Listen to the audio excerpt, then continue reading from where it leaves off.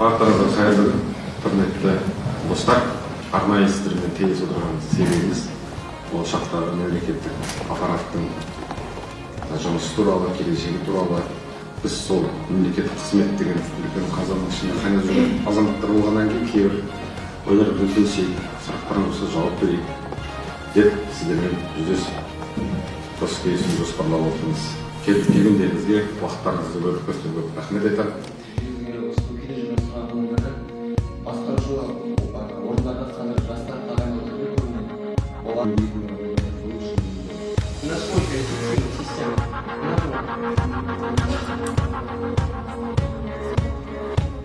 Саясаткер болған адам, мемлекеттік қызметке баратын адамның бойында қандай қасиеттер болу керек және неге дайын болу керек?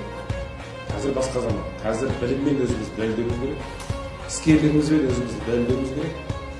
Бәсекеге қабілетті өзімізді дәлелдеуіміз керек. Талапшыл болуымыз керек. Іскер болуымыз керек.